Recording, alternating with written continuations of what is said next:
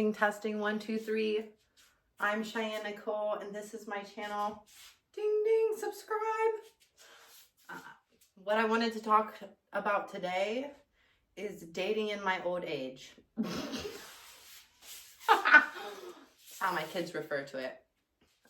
A common question I get asked a lot from internet strangers and people in real life and my children is, why aren't you dating? Aren't you scared? You're getting old. Don't you think it's gonna get harder as you get older? And I have had two crushes since I have been single. I've had a lot of like, oh, that looks nice. But I've had two crushes in the last 2 years or so of being single. And I have learned so much from having those crushes. The first one, I learned that I can still have a crush. That's awesome. That felt good. I was like, wow, I can like somebody more than the surface level of liking someone. I was exceptionally hesitant about, connecting with that man. But eventually, after a lot of hounding, I did. And I learned, hey, there's some really cool cats out there that have a lot of skills and quirky interests. And that was an awesome experience. The way it ended, don't ever talk to me again. But, that's how I felt until I learned what I learned most recently, having experienced my last crush. And my last crush taught me to not go absolutely crazy. And it helped me dig deeper on attachment styles, which brought me to come full circle to mine, because I had learned a little bit about attachment styles. And I have rediscovered that I am a fearful avoidant, also known as highly disorganized, which is rarest of the attachment styles.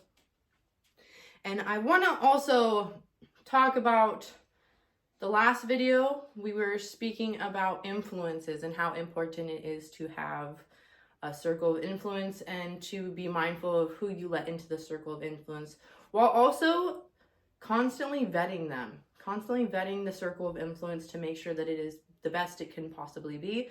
And also, it doesn't make people, better or worse, but your reception of people differs. So where, Adam Lane Smith, the attachment specialist, that's his name,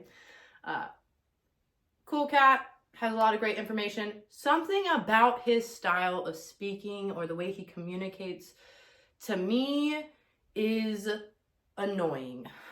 It's annoying. I can't, he's not annoying, but I find myself getting like, ugh, man. Which tells me something about myself, so I still do take it in and listen to him.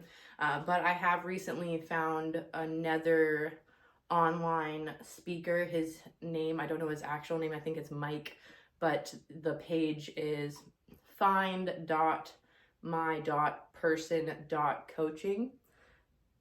For some reason, I can't really explain the way that he communicates. It's a very mundane, like, the world is garbage kind of way of speaking. That's on the inside how I feel a lot of time. I don't present like that. I would say I present more like Adam, but my fully unmasked self, yeah, definitely presents the other way. But learning about those things was really important, and I would not have done that had I not had the experience outside myself. They say regulation and self-regulation is supposed to be 80% by yourself, self-regulation. And then the other 20% is supposed to be co-regulation. That's with other people. They say to heal our traumas, we need to reconnect with ourselves, reconnect with others, and reconnect with the world. As a healing, fearful avoidant, it makes a lot more sense. My life, my whole life makes a lot more sense. Categorized as fearful avoidants are categorized as feels lowly about themselves and lowly about others.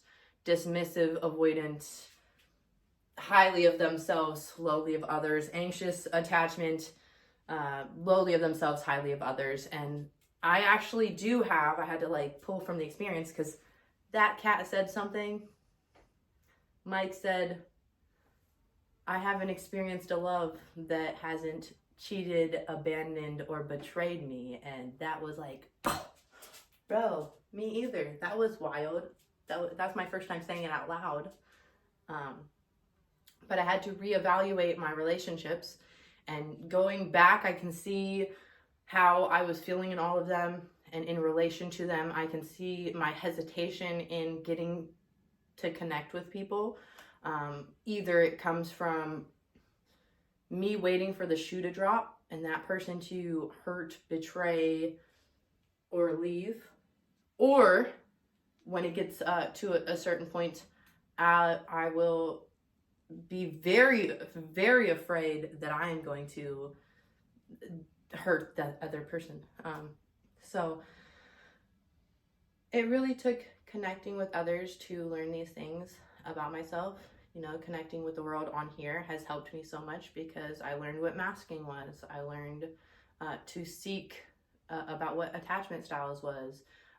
Even though people brought it up to me in the world, people in the world did bring it up to me, it wasn't until I wanted to get closer and to someone that I was like, okay, well, let me do this research. And what my last crush taught me is that I would hate to actually find my person and be all messed up. So I am not dating because I am choosing to not abandon myself like I have done my whole entire life, which stemmed from childhood trauma that I have not addressed because I thought, hey, look, I made it out. So no need to go back there.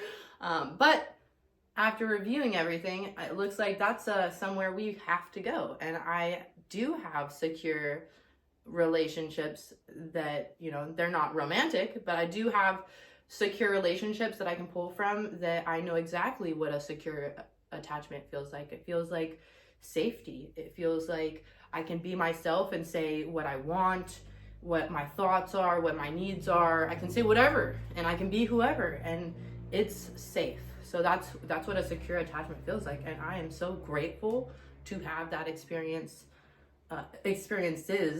I find myself attracting a lot more secure people. And unfortunately, I can't always discern what that looks like yet. But I know what it feels like for all of the other freaking relationships where I was like, something ain't right here. So it's been overwhelming learning about these things. It's made me feel very hopeless and scared and fearful learning about myself. But when I do come to that hopelessness feeling, I do think I have children. And if I don't learn this, then I'm going to hinder my children or hurt them. Hey, baby, I'm finishing up a video. Can you give me a little bit of time and space to do so? Yep. Thank you, baby. So anyways, this video is way longer than the last one. We're not going past 10 minutes. So if you have any questions, experiences, thoughts to share, I would love to hear them in the comment section. I know I have not got to my comments prior. Again, I see them and I feel like I don't belong on this internet. I can't be here any longer. And then I read through your comments. I do, and it like hits my heart. I don't pay anybody to say anything, just so that's clear. If you go in my comment section, people say profoundly loving, amazing, sweet things. I could cry thinking about a lot of them. Those are all just genuine, amazing people showing up here. So thank you so much if that's you. If you are in the background too shy to say anything, hey, me too sometimes. Me too, right? Okay. I love you guys, and I will see you in the next video. Bye!